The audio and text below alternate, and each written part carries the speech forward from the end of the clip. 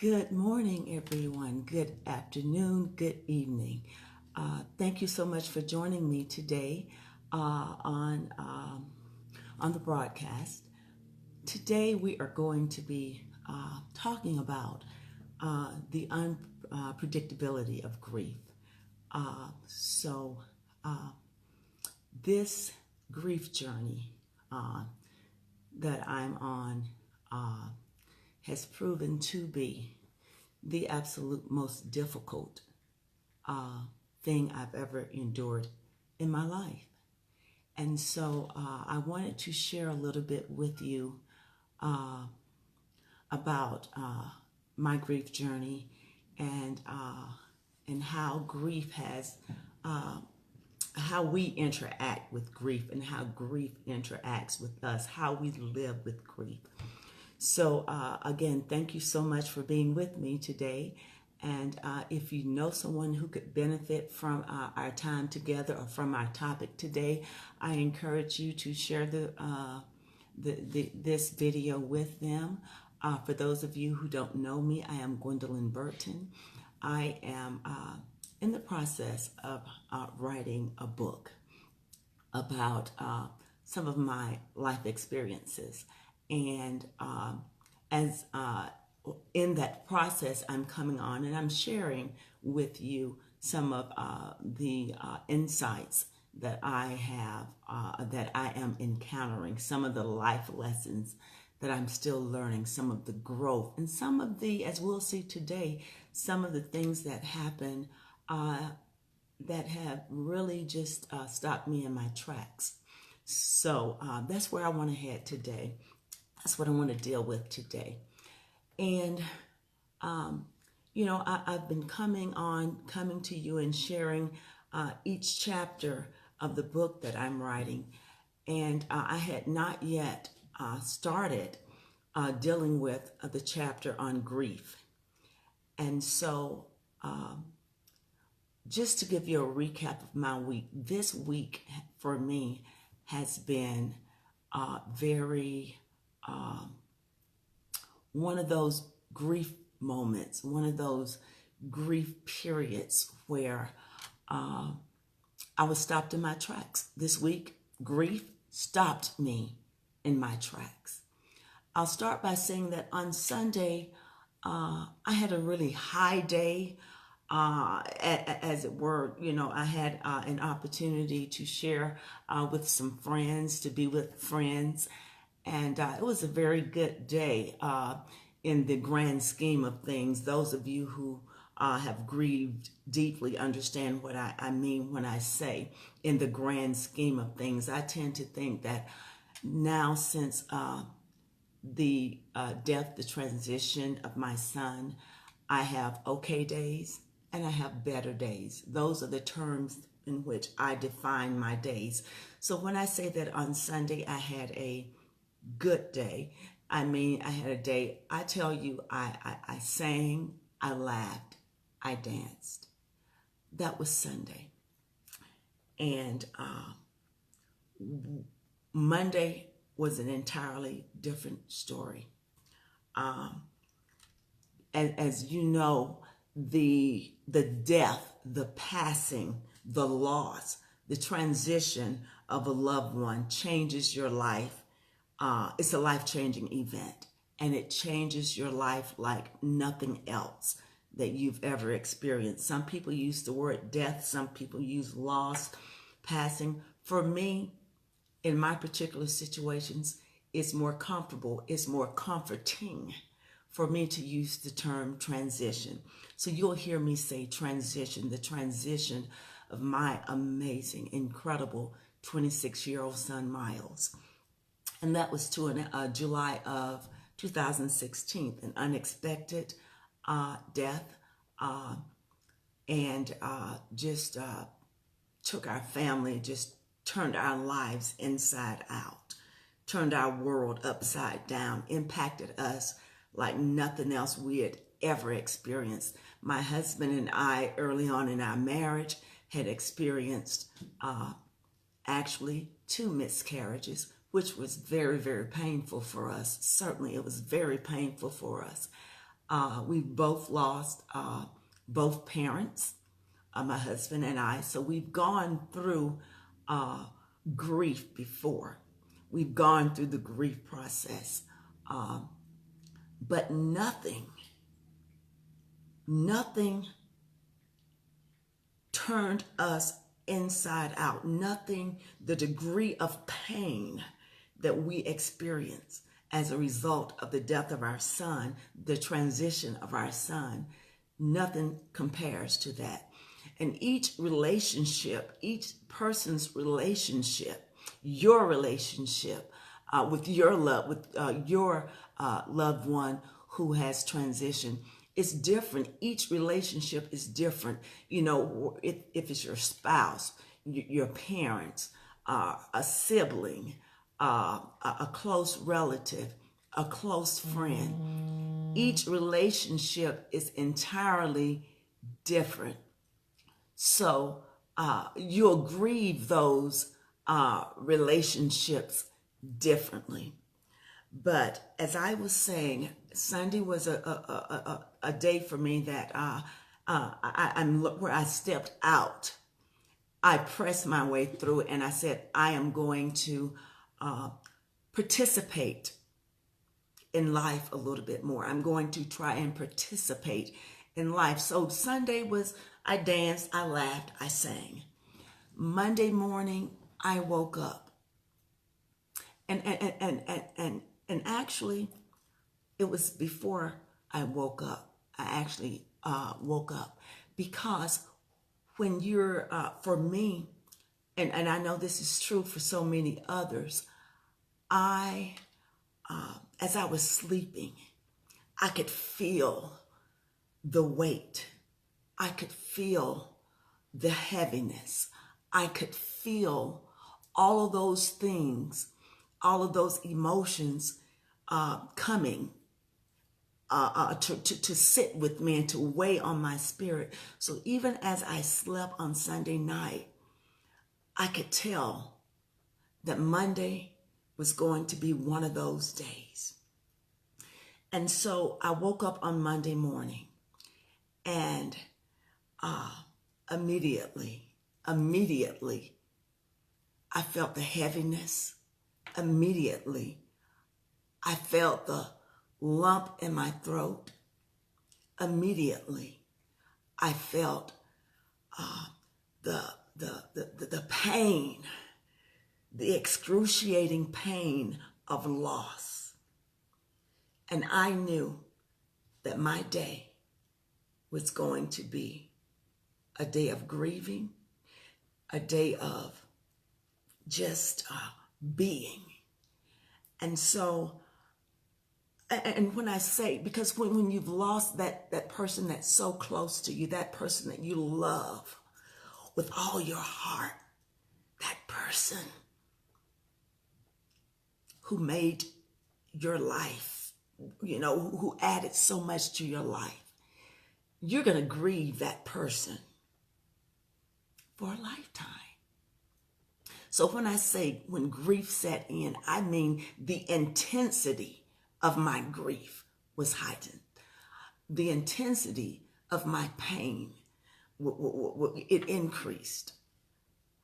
Everything, when you're grieving greatly, or when you're having that day or that period or that time, when your grief comes and it sits with you, you don't have to invite it in.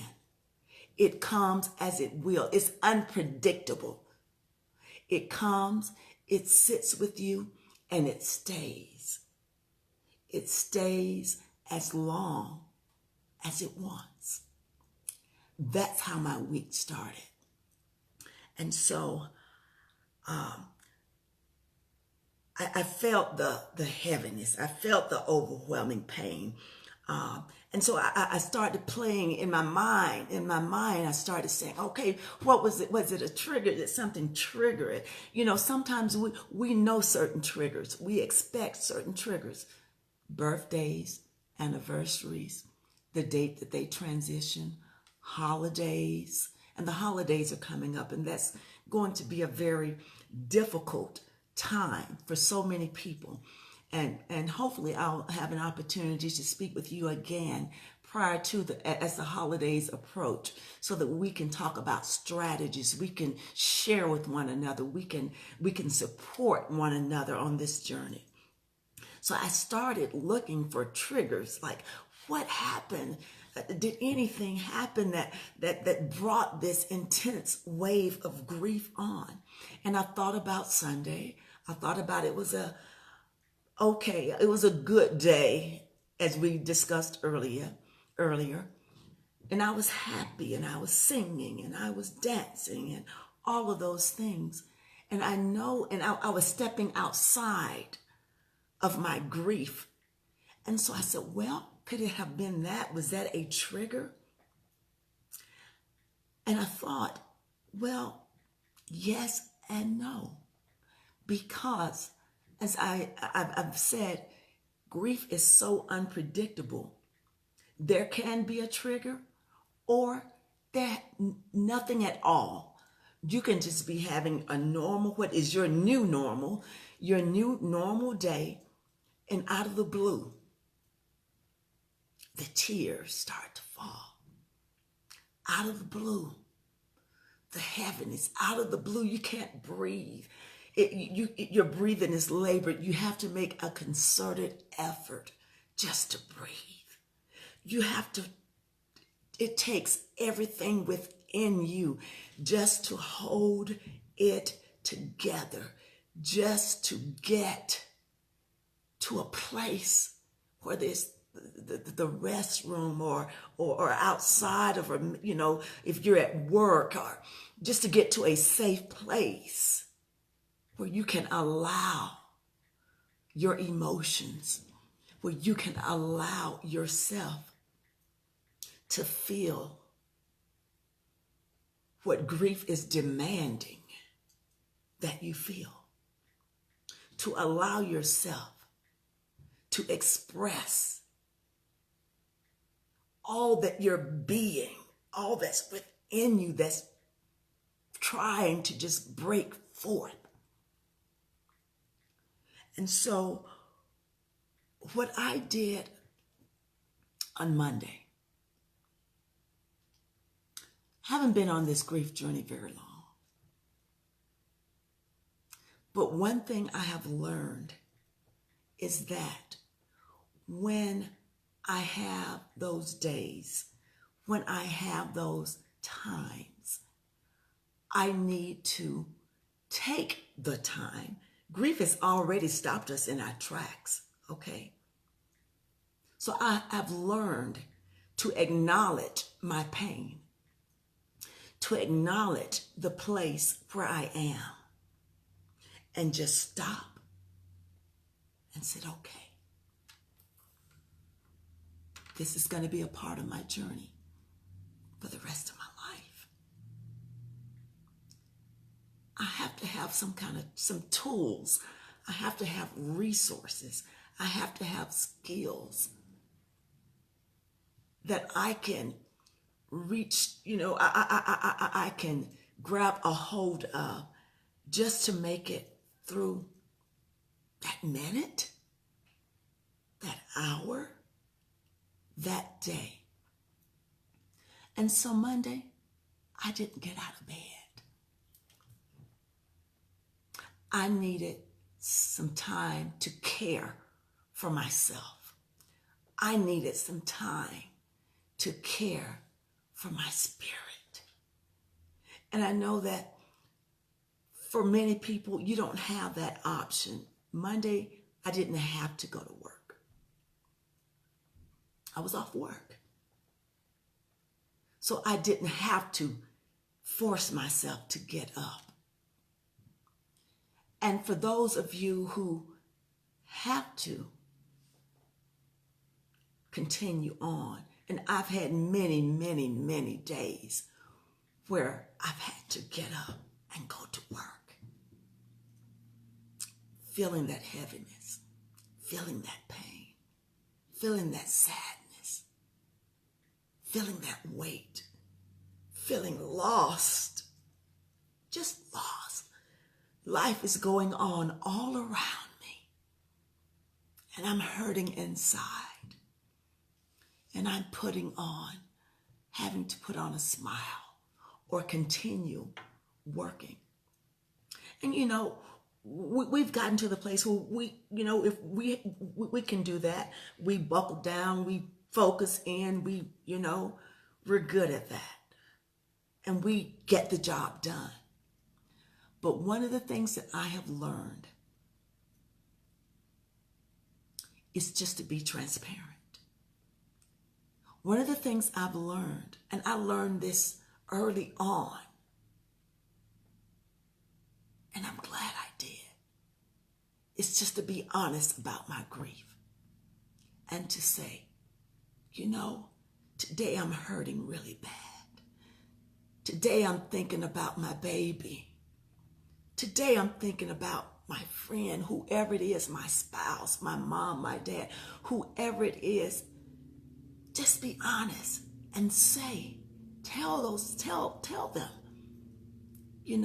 today I'm going to need a little leeway because I'm hurting. I'm grieving. I'm dealing with my grief today. Grief is something we cannot rush through. No matter how much people say, and we'll talk about this later on. I'm dealing with this in the book. No matter, people love us. People love us, and we love our friends and family love us. And sometimes they think that because we're still in the race. We're still getting up every day as hard as it is. Those who are in deep grief, you know what I mean. We're still getting up every day. Because we have to take care of the matters of life, the matters of living our day-to-day lives. So we keep getting up and we've made, I'll say, progress in that we're able to move on. We're able to continue to function. And so people tend to think that we're okay. And after, a few months or so, after they no longer see the tears falling on a regular basis, they don't see them, but we have them. They think that we're okay. And so they don't, and people grieving transition, loss, death, passing is very uncomfortable for people to talk about. It's very uncomfortable for people to acknowledge after a certain period of time. It's very difficult. So people don't necessarily know how to handle or deal with those of us who are hurting. Yes, they forget that our lives have changed forever. Life as we knew it is no longer the same. We're trying to navigate through this entirely new landscape of life. Without those people, without that person, that critical person in your life beside you, we're trying to figure this thing out. And any and everything is a reminder. The fact that they aren't here, the fact that you have to take the trash out, the fact that you don't get your hug, you have to wake up alone, the fact, all those different things, the fact that you can't talk to them, and you're so used to talking to them every day. Your life has changed. And every day, there's something. You miss them. There's a reminder. You think about them all day long. People, I don't think, really understand. Some people don't. I think about my child at least 100 times a day, and I'm not exaggerating. Every experience that you have, you want to share it with them. Everything.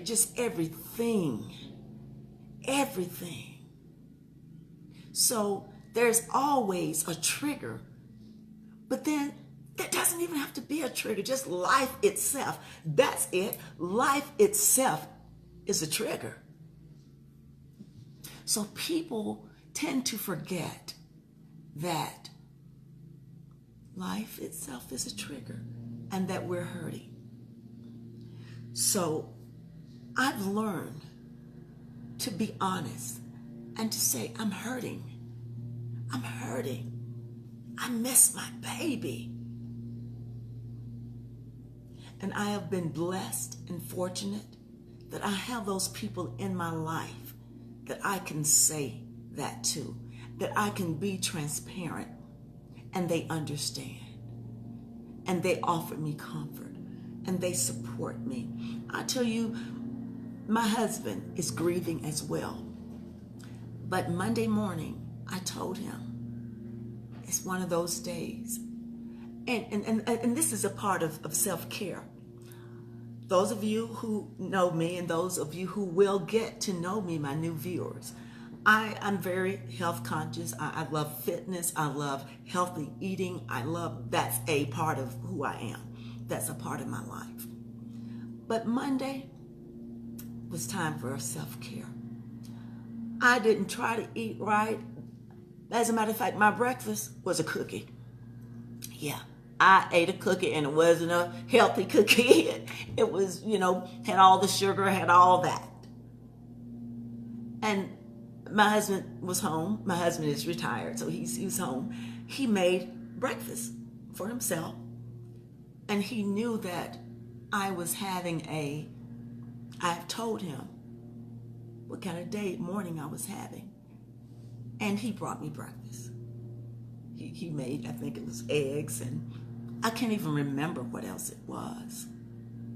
That's those of you who know what, some of you know what I'm talking about when you're grieving. I don't even know but he brought it, and at some point during the day, I ate it. So I'm learning to be honest and to say I'm hurting. I'm learning to ask for help. Some of us, life has taught us to be strong, to take care of ourselves, handle your business, as it were. But sometimes we don't have to be strong. Let me tell you something. When you're grieving, and this is some of the things I'm talking about in the book when we talk about things to say to people who are grieving and things not to say, to kind of consider. And we've all been guilty of it. Oh my goodness, we've all been guilty of it. But when a person is grieving, and this is a continuous process, we'll grieve, some of us, most of us, though silently, for the rest of our lives, because we don't talk about things like this.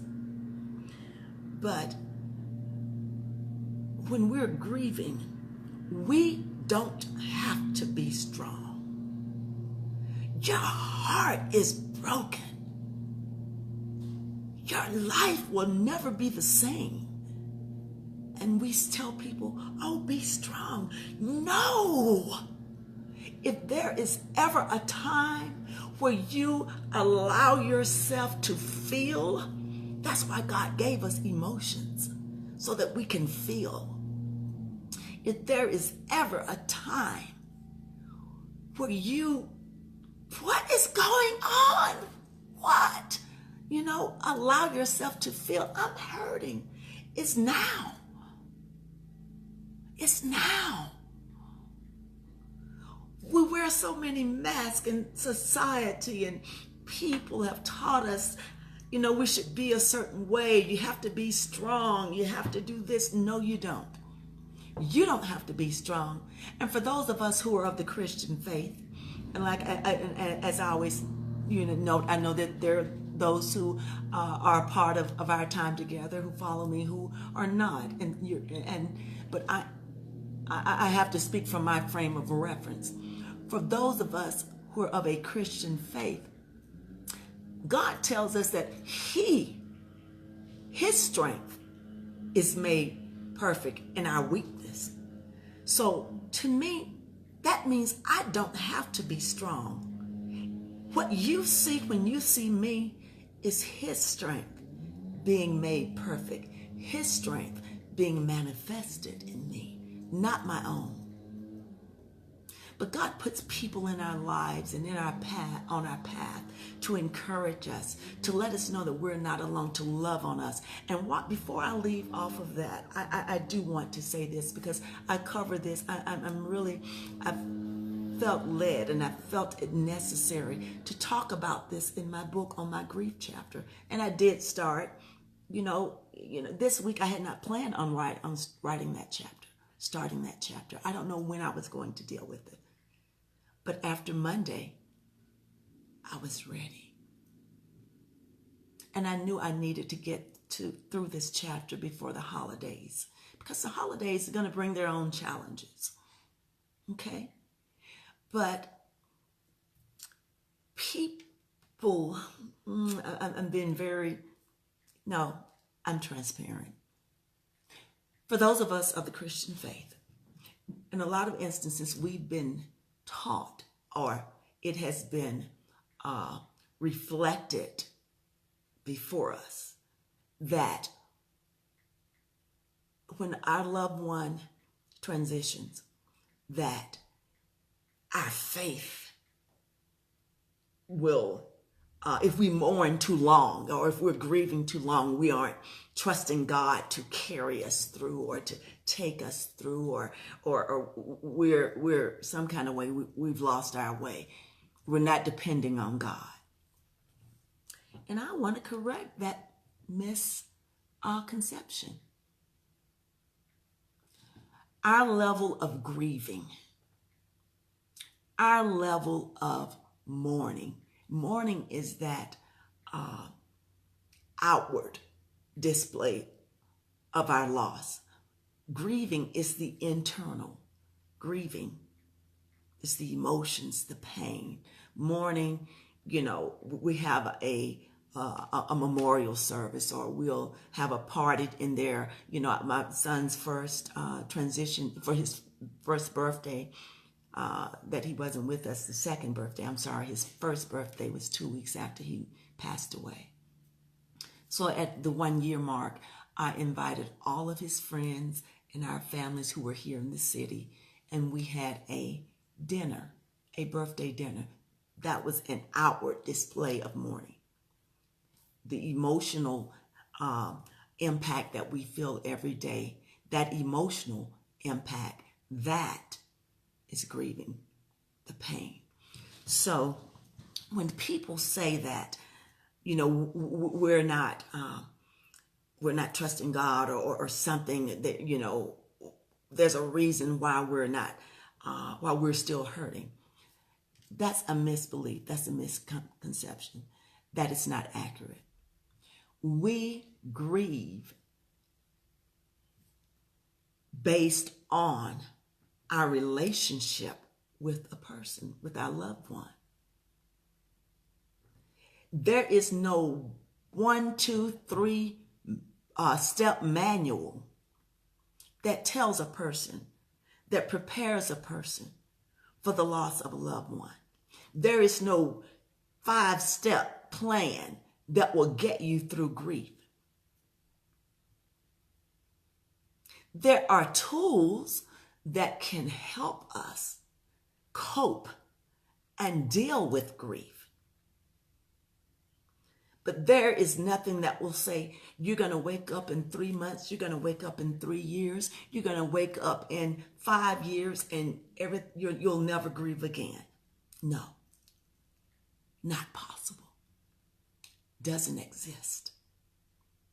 So for those of us who are grieving, we need to have these kinds of conversations. We need to support each other and say, you know what, that's normal. It's okay. It's okay, Gwen, that you stayed in bed all day Monday. It's okay. Yeah. To know that we're not in this thing alone. To know that there's not something wrong with us, or we're, there's one thing to be stuck in grief. That's a different broadcast. That's a different topic. That's totally different. I'm talking about when we're doing everything we can to stay in the race. And these days, these seasons, these periods of time are going to happen. Has nothing to do with your faith or lack of faith. Has nothing to do with that at all. It has to do with grief, the grieving process, and understanding what grief is, what mourning is, and how it impacts us, and how we respond. How we respond. So, as I'm going through this lifelong process, as you're going through your lifelong process on this journey of pain, of grief, I will acknowledge that, yes, there are times where the intensity, where the rawness of your pain, the rawness, the intensity of the emotions will, like the tide. Remember we talked about the tides of change, where you got the high tide, where it just, that wave just comes in on you. And then you have the low tide, where you get a little, you get a little relief. And I say relief in that the intensity doesn't weigh as heavy on us. It's not so, the pain isn't as excruciating. The pain and the emotions aren't as overwhelming as they once were, or as they will be on some days to come. So there are periods where we get relief. And though when people see us during those periods, they'll think that we're okay. They're quote unquote over it. That's another misconception. We're never over it. You're never over it. We learn to live with it. And living with the transition of our beloveds is very difficult. It's time that we acknowledge it. It's time that we talk about it. It's time that we support one another. Another thing that I'm learning is that I know early on in my process, when I was just reaching, trying to find anything, everything that would help me to understand what I was going through. I was a part of several social media groups that dealt with the loss, with child loss. And for at that time period, I needed that. I needed to know that there was someone else who understood or could relate to the intensity of the pain that I was feeling. Someone who could relate to how lost I felt, how empty and alone, and how could the world go on, keep going on, and this horrible, horrible thing has happened to me and to my family. So I needed that contact, those relationships, as it were, those things that validated what I was feeling, what I was experiencing. But what I've come to find out is that I'm at a point now where I have to back away from some of those places where it's really good it was really helpful for me and beneficial for me at the beginning, the very beginning, that the immediate time period after my son's transition. But now that there's a little space there for me to repeatedly all day just post and post and post to see the pain of others, it becomes just over and over. And I was on so many different because they're helpful, they have their purpose, but to some of them it was just people expressing their pain with no sense of hope. No sense of hope. I've gotten to a place where God has brought me to a place where I'm able to recognize hope for myself. Hope that I'll smile again, because I've smiled again since my son passed. Is it every day? Is it all, I'm happy? Ooh, no. Those times are still far and in between. But I found hope in that I do smile. I found hope in that I can talk to a sister or a brother or a friend or someone who's hurting. And we find hope that together we're going to make it through this. Hope in knowing that my purpose, your purpose, isn't done yet. It isn't over with. So I had to kind of move away from the places and the people and the things, even the resources that had a purpose in its time, but did not serve a purpose for me when I was in search of hope. Now I'm on my journey of hope. I'm on a journey of trying to find the courage, the will. Listen to me. Some days we just have to find the will to try to move forward. We're like, if I can just, if I can make it, get up, if I can get out of bed, okay, and shower and get dressed, I will myself to do that.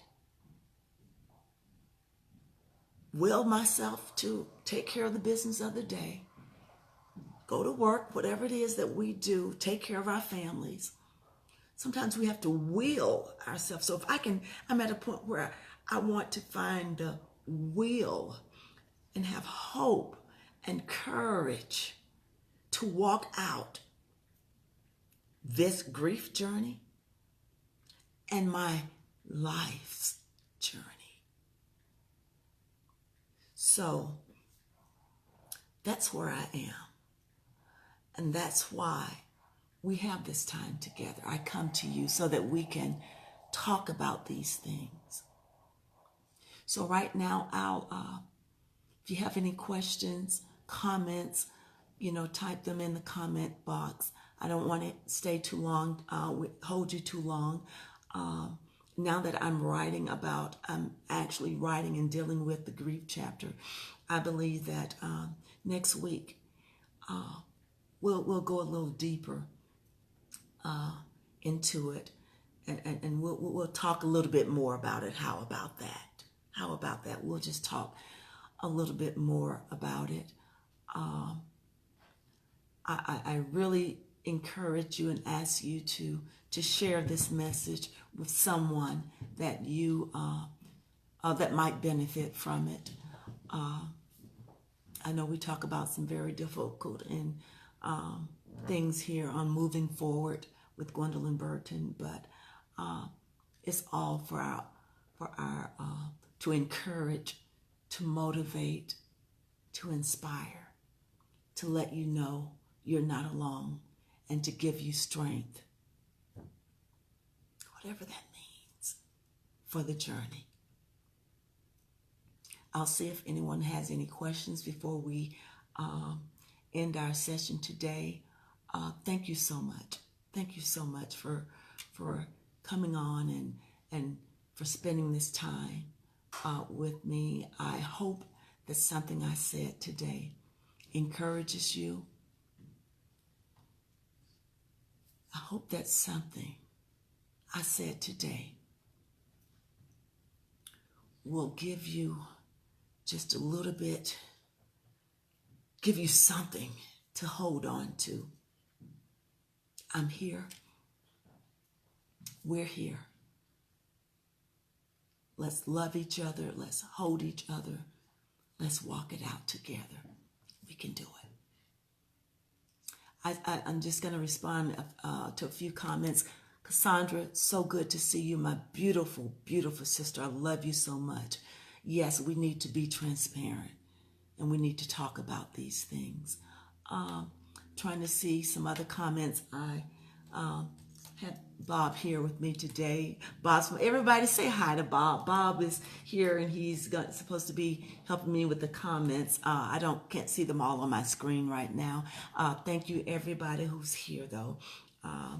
I've seen my dear sister Julie and Monica and Lisa and some others. I can't see the screen in my computer here.